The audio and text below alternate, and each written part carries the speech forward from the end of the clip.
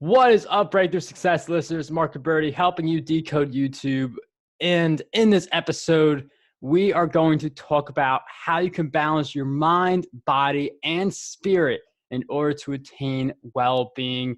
We have a guest today who is a board-certified osteopathic physician and has extensive knowledge and training in integrative and functional medicine. He released a book, From Doctor to Patient, which details how he healed his cancer by taking a holistic approach to his traditional treatment regimen that ultimately led to remission. Our guest who joins us is none other than Diva Nagula. Diva, welcome to the show. Oh, thank you for having me. Thank you for the great intro. I'm so happy to have you on Breakthrough Success, and I am all about well-being because we could have, money and we could go grow our businesses, but if we don't have that well-being, then what is the actual point of having all these things? So I'm wondering if you could talk about your journey a little bit, how you really tapped into mind, body, and spirit to get out of your rough patch and how you use it for your current life now. Right. So yeah, thanks for bringing this opportunity to me. But yeah, I'm happy to discuss my journey. My journey started off, as I was alluding to earlier to the people that I was talking to earlier today, and it's kind of a story that is remarkable in that I actually underwent a process in a series of events where it led me to the development of stage 4 non-Hodgkin's lymphoma. And at the time, I didn't know it, but it was really about lifestyle and management of what I was doing on a day-to-day basis that I had no idea that was contributing to the cause of cancer. I didn't eat right. My stress levels were unmanageable. I didn't have any strategies to cope. I didn't sleep well, and I was constantly in a state of fight or flight, and which is a branch of the sympathetic nervous system that is actually where I was constantly in. I didn't know how to balance myself. I never was in a state of rest or digest or a parasympathetic state. And these ultimately were factors that led me to ultimately having a diagnosis of stage 4 cancer. And I actually was diagnosed approximately 6 years ago, February 12th of 2014. Oh. And as I was actually in pretty good health up until that point. And when I was diagnosed, I didn't really feel sick. I didn't display any kind of signs of weight loss or anything where I was displaying some sort of ailment that was manifesting physically or symptomatically. So that was what was surprising to me. And as a physician, we know the signs of cancer. You typically have situations where you have a tremendous amount of weight loss, loss of appetite, you look emaciated, but those weren't signs that I was displaying when I was diagnosed with cancer. So it was a really shock to my system, and I really didn't understand it. So as I was going through my treatment regimen, I was pretty much at the worst, probably the most bottom pit that I've ever been when I actually was diagnosed and going through treatment of cancer. And the cancer regimen that I had to undergo was pretty rigorous. It was a day and a half of sitting in an infusion chair in the hospital for 8 hours of one day and 4 hours the second day. So it was once a month, and the cumulative effect of the treatment really took a toll on my body. And as I was going through treatment after treatment, I was seeing my body deteriorate. I was seeing my mind deteriorate, and my spirit was also wasting away too. I had no faith in people. I didn't have any faith in God, and I was literally just going through the motions of just getting through day at a time. It wasn't until after I was in remission where I started to realize that I was coming out of my funk and coming out of the pit that I had put myself in. And it was at one point where I realized that, it's time for me to get out of this self-pity and self-wallowing and try to build myself back up. And then I realized that, after some time, that I needed to build my mind, my physical state, and my spirit back up. And it was probably, a few months after I had gone into remission where I started to make this realization of how that I needed to build my mind, body, and spirit back up. And I mean, it's just unfortunate for too many people. They will have this kind of discovery after they get the news about their condition, whether it be cancer or something else. So, one of the things I do want to encourage you listening to this episode is don't wait for that news to hit. Make the change now so that the news doesn't come your way, and instead you're leading a life of well-being. And it's really interesting how, again, like something like this can happen, like a very traumatic event, a very stressful event that really eats away at your soul. And I'm wondering if you could talk about how you're able to pick yourself back up, because not everyone's really thinking about mind, body, spirit, well-being. A lot of people may just be really like despising the world after all that stuff that happens to them. And that was me. And that was really me. I was full of hate and animosity to the plight that I was placed in and to everybody. I pushed everybody away. It was mad at the world, mad at God. And when I actually was in remission, I didn't have the cancer to be angry at anymore. And at that point, it was like, what next? What do I do myself? The turning point for me was when I actually had a personal trainer, a friend of mine, whom I used to train prior to being diagnosed on a regular basis. I ran into him at the shop at the parking lot of a grocery store, and it was during this interaction that I had this connection with him, and that was a turning point because I felt connected with another human being versus being isolated in my house the whole time. And it was that connection, and it was that conversation, and it was that also that bond that we used to have that was rekindled. I felt optimistic, and he asked me if I wanted to start working out again, and I was like, yeah. At that time my body had deteriorated, and I really needed to transform myself to feel better and to look better, and just increase my overall physical well-being. And that's what was the turning point for me to really start to dig myself out of this hole that I was in. um, as a doctor, we typically look at the global perspective of a patient. And for me, I really concentrated on the physical aspect because that's what was very visible to me. And it was very objective. I could look at myself in the mirror and see objective changes on a day-to-day basis or week-to-week basis. I didn't really focus on the mind, and I didn't really focus on the spirit because they weren't something that was tangible to me.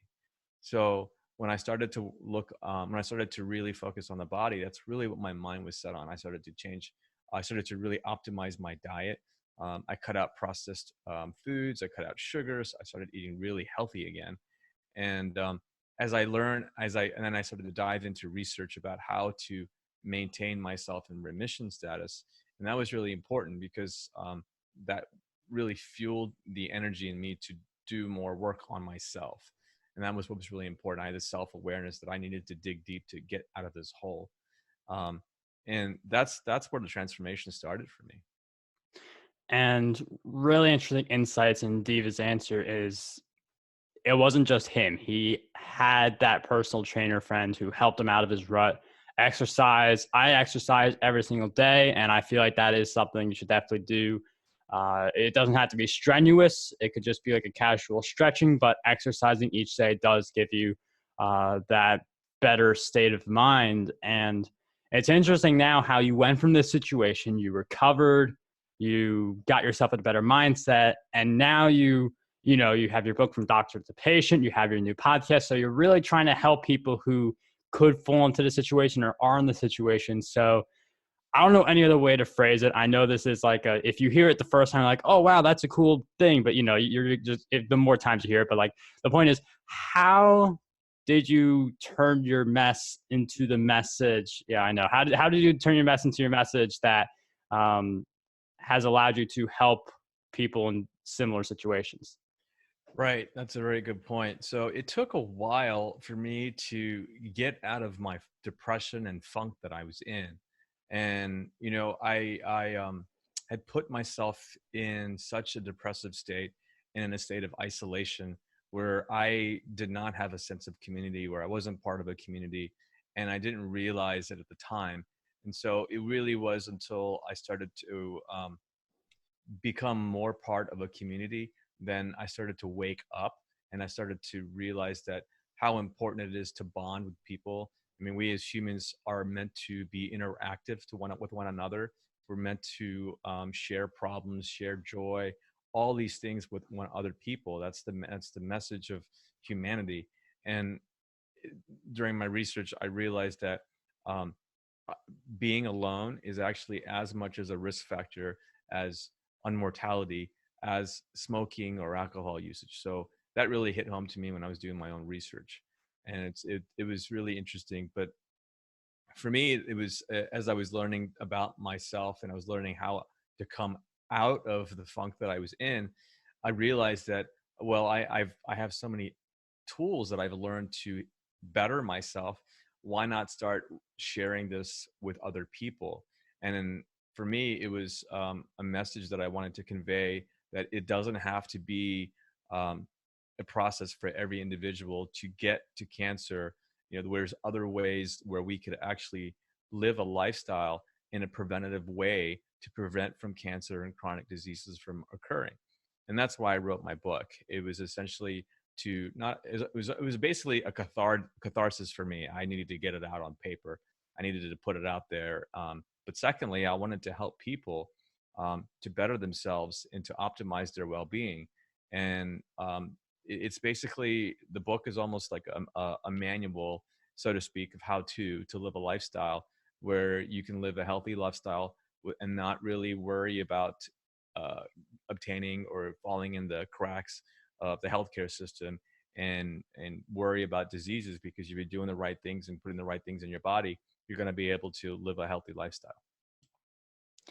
And I love the idea of, just doing it right now versus waiting until the bad stuff happens. And that is a big theme Diva has really been hitting on throughout our time together. I do feel like one of the things that gets in the way of us being able to have that kind of setup where we are achieving, good well-being is like business and work, and those things are very important. A lot of you have people who love their businesses, love their work, but if you do too much in those spaces and you don't think about your well-being, that can hurt you. So I'm wondering if you could share with us, how can we still accelerate our businesses, still do the work that we love to, and be passionate in those areas and still have the well-being too?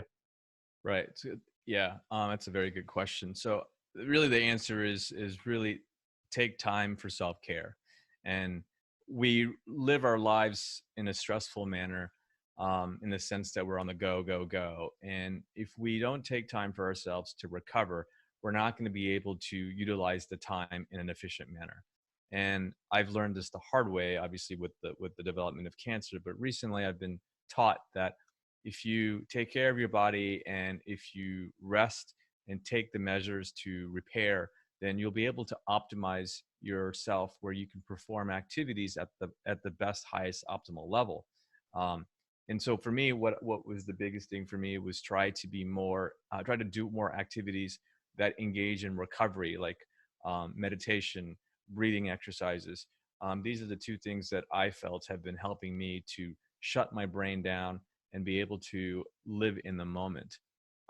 Some people might find other practices that will help them recover more, whether it's increased amount of sleep, which I'm always a fan of, because we can't get enough sleep. 7 to 8 hours is something that I think is needed for everybody to recover and function on an optimal basis.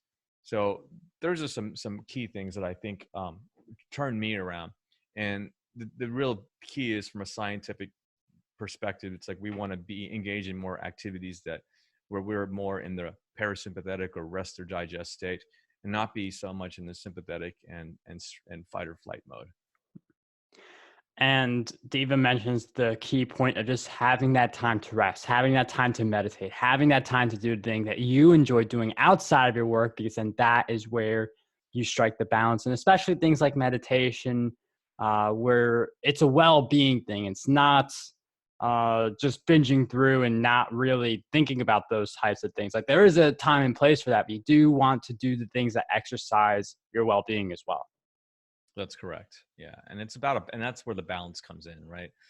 It's balancing the whole mind, body, and spirit to achieve optimal health. And all of these factors that we're talking about, if you're doing things where you're stressing out constantly all the time and you're not enjoying anything, that's where problems occur. And that's where, you're going to increase the inflammatory state in your body. And that's where chronic disease will ensue. So I'm more of a fan now, and that's because of through my own realization and through learning from teachers that we really need to have a balance and be more in a restful state to balance off that times when we're really in a go fight or flight mode. And we'll find that if we're engaging in more activities where we're resting, the times that we do perform, we're able to perform at a higher caliber for longer periods of time and get more things done. And that's what we really want in life, right? We want to be able to, we're always striving for more hours in the day. Well, I mean, if you rest more, I mean, you're able to find more time in the day and be more productive. And that's just how I found myself lately in I just have more time on my hands because I'm resting and I'm able to perform at a higher level for longer periods of time. Diva, I absolutely love that mentality because it captures this idea of rest, higher productivity at work, and not having to worry about any diseases all at the same time. Your book, From Doctor to Patient, will be in the show notes, but I'm wondering if you could share with us some of the other places we could go to follow your journey and learn more about your work. Yeah, so my book is available on Amazon, and it's also found at Books A Million and Barnes and Noble. And my podcast series, which I also launched last month, in December, along with the book, is I also called From Doctor to Patient. And the whole premise behind the podcast is to bring awareness of different healing modalities that aren't exactly mainstream. And we're have 10 episodes that we've released so far on a weekly basis. And lastly, I have a website. It's from drtopatient.com. And here you'll find my podcast, you'll find weekly blogs that I place, and also just some general information about myself and about my cause and what I'm trying to share and what my goals are with helping people. All those links will be in the show notes for everyone who wants to follow Diva and his work. If you guys enjoyed this episode, first of all, subscribe, leave a review. Those things help a lot, but definitely check out Diva's work because one thing I like to say is that, these episodes are a teaser of what kind of value the guests can provide beyond breakthrough success. But Diva, thank you so much for joining us on this episode. It was a pleasure to have you here today. Thanks so much for having me. I appreciate it.